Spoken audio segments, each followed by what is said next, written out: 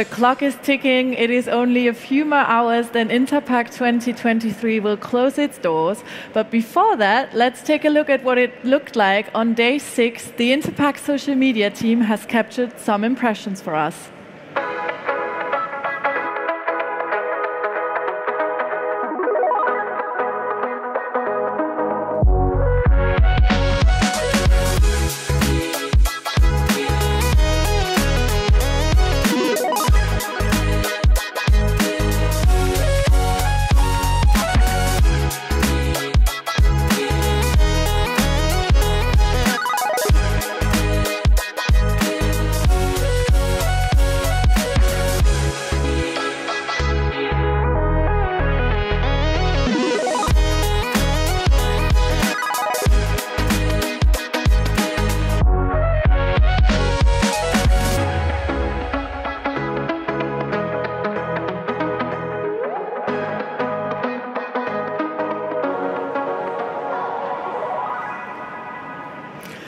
After Interpack 2023 is before Interpack 2026. Here to take a look at this year's fair and also to look into the future with us is Thomas Dohse, Director of Interpack. Thank you for being here, Thomas. Hi, Julia. Nice to see you. Great to be here. Nice to see you too. We do have some microphone. Okay, now the microphone should be on. Oh, wonderful. Now it's on. So once again, nice to see you. Great to have this event here. Yeah, thank you for making it possible and being here to, well, summarize this year's fair and also make an outlook onto the next one. How are you feeling right now? Oh, enthusiastic. It's really been a fantastic show, and you've seen people from all around the world. 2,800 plus exhibitors from 61 nations. It's been wonderful days here, and I feel a big relief also, I have to admit, because after 6 years we were not 100% sure about the visitors to attend, how it will look like again, but now after 7 days we can say it has been a great success for us and mainly also for our exhibitors and visitors here at the show. Wonderful. We will speak about the numbers in a second. Maybe look at this a bit more concrete. When you woke up this morning, what were your feelings? Is it looking at today and maybe this entire fair with a happy and a sad eye because it's now over, or are you also happy that it's over maybe?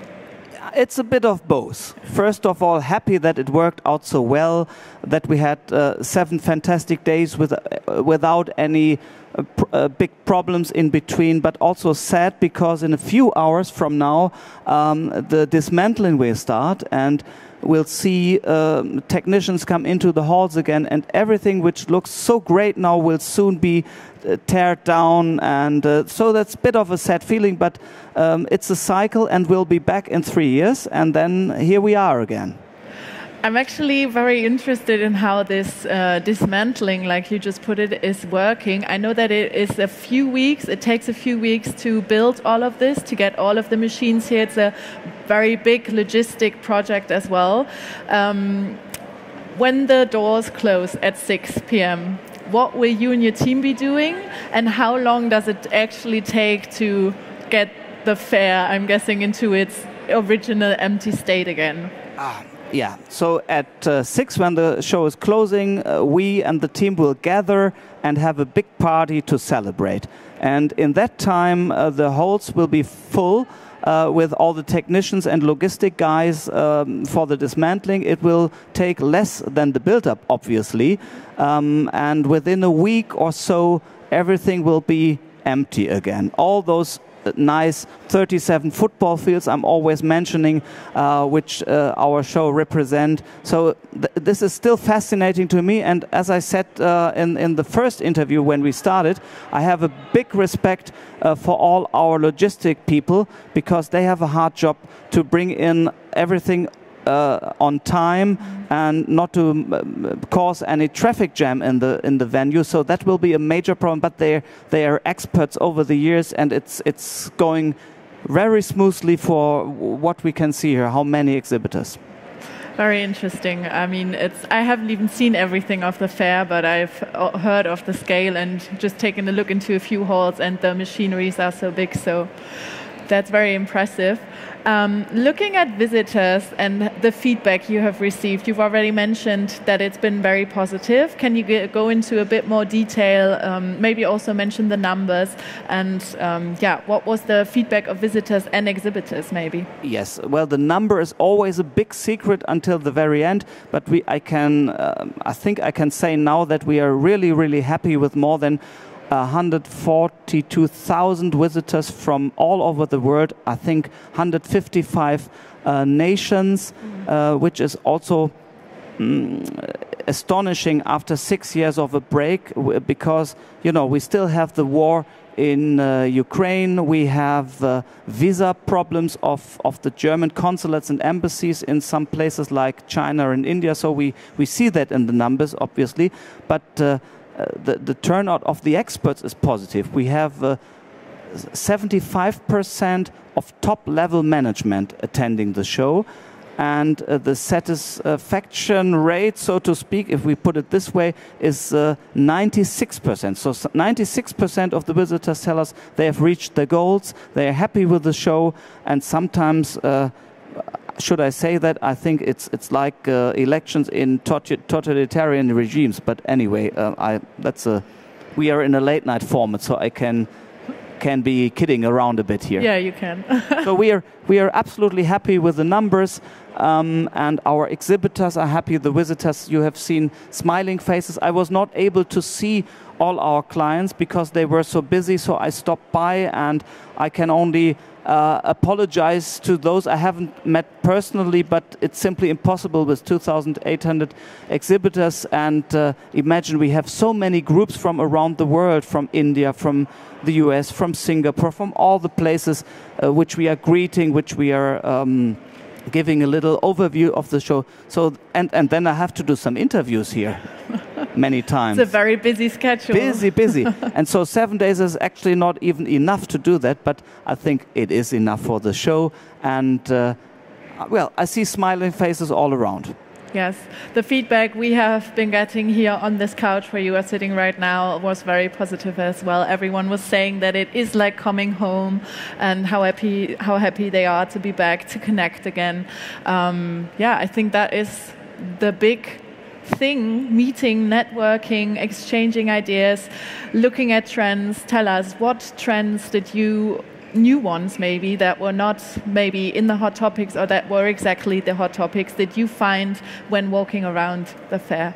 I think they met with the hot topics because we knew before that it will be circular economy, sustainability, resource management, digital technologies.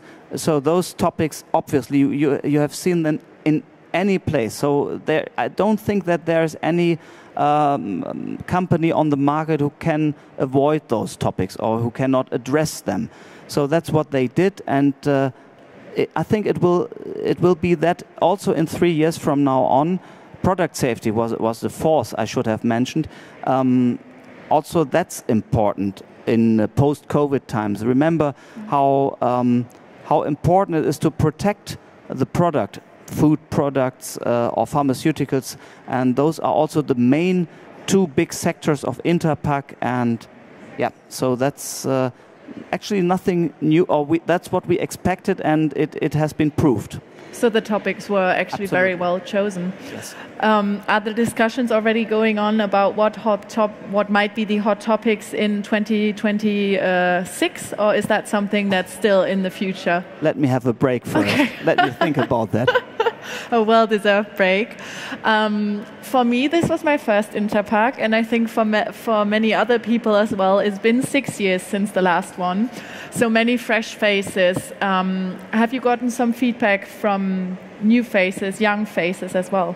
Yes, we did. And so if you think about the scale of the show, people who arrive here for the first time say, hey, I didn't expect that. It's so big. I need more time. I cannot see almost a part of it in 1 or 2 days. And that was also an idea of our concept, of the new hall concept, to have focal areas, for example, for the labeling and marketing in the hall 8B. And it worked very well. The exhibitors were happy with this idea of having, like in a shopping mall, when you have shops for one sector in each field, and this really worked because then the visitors can concentrate on that field of interest and go directly to that place. So that worked very well, and the newcomers, the numbers are up. Obviously, after 6 years, new faces in the industry, and I think they now know at least or latest why we set Interpack simply unique, because it is a unique experience. There's no similar show on this planet. I have to say, without any arrogance. I think you can rightly say that. It's also very important to get these new people with like looking at labor shortage, which is a big issue at the moment. Yeah. We also have a new member in our team, or someone who was here for the first time. Spencer went around and captured some impressions, and he actually learned a lot. Back now at Hall 15, where all the new bloods are. I'm standing with Henning Wilms of Enlize.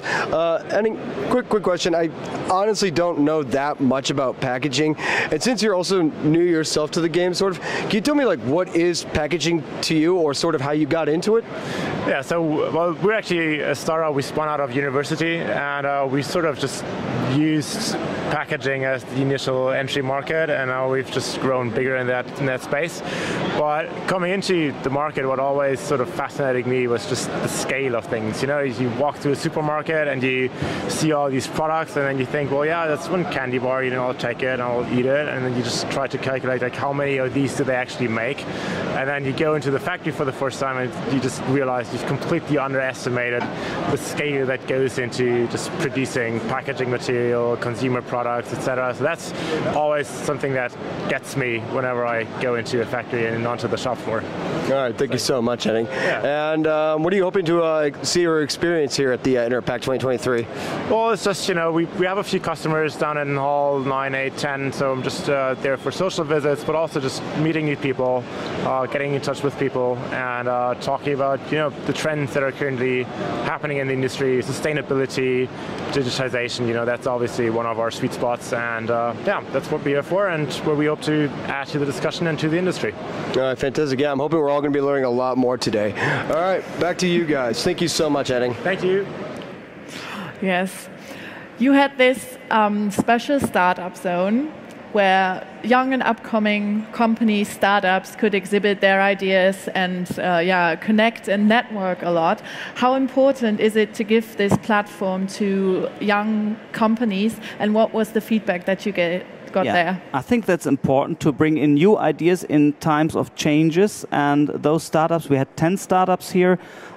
We could have made it bigger, but there was simply no other space because our established exhibitors asked for also more space. So, but that was a good start, and I think they had a good connection to the industry, and we will certainly do that again, and so will we with all the other specials we had this time. Yes, let's talk about these specials. Another, very important trend topic and spotlight talk that you had was women in packaging. We also talked to some of the speakers here. How important is it to give this topic a platform, and well, how did this decision, how was it made? Like, where did the idea come from, and how do you think did it go? Well, actually, I read about this idea on LinkedIn. I think in Australia the idea came up, so down under, far away, and I said, come on, that's something for Interpack. We'll have to do that here, because when you look around, you still see 80 to 90% of men in this industry, and talking about recruitment, not only on the male side, but also women. Why shouldn't we try to give more women an insight in this industry? And it was well received. So I have not been there because I'm a man, but my colleagues attended, and they said it was such a great exchange of ideas and from women for women, and I think that was a good kickoff for this topic, and I'm quite sure we will do that again. If you want to get an insight, I mean, we did speak to some of the women, so you can go and rewatch the videos. It was actually very, very interesting. Great. They mentioned how important it is to like have mentors and connect, and I'm guessing Interpack gave them exactly that platform. So yeah, very happy about that. But we also had other specials. You said Spotlight, our forum, 7 days, 7 topics, was a big success. Many people were queuing there, standing there, looking at that. And also what I like very much, I talked to Jan Malte before in the German interview, our nice late night studio.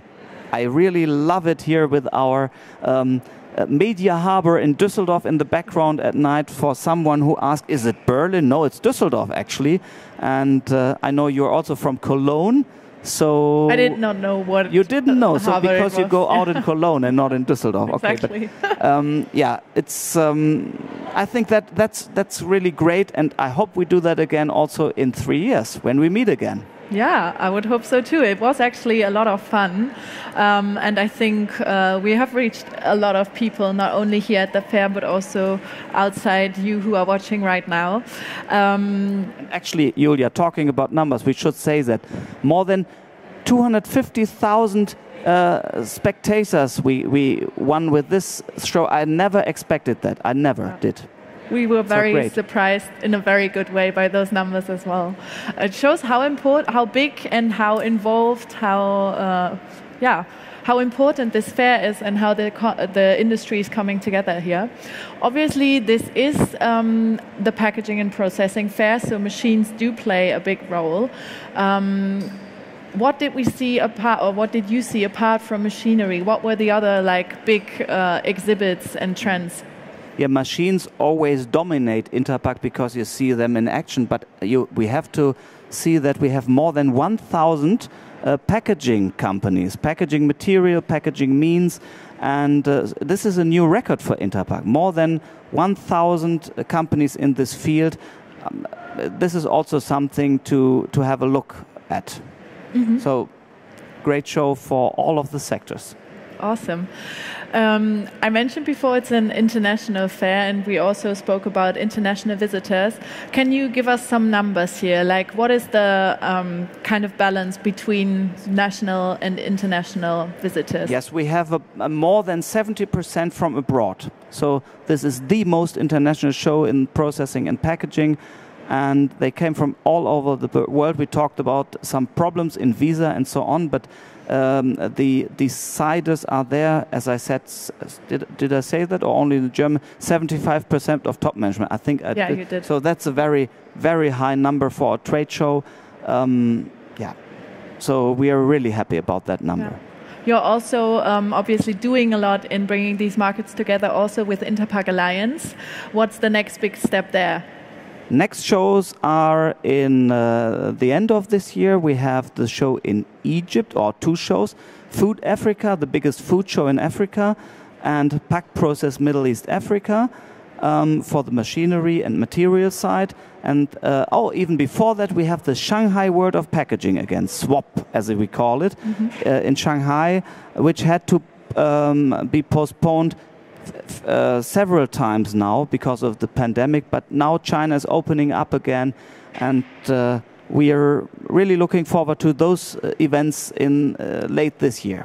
Something to fill the 3-year gap before the next Interpack. Before we get bored by doing nothing. No. Actually, we keep on working for the next show beginning from tomorrow on. Oh, wow. Setting up the concepts, have a little brainstorming with the team, and then we will come up with new ideas, new topics, and the new planning again. Wonderful. My colleague Spencer also captured some impressions from international visitors. Let's take a look at that.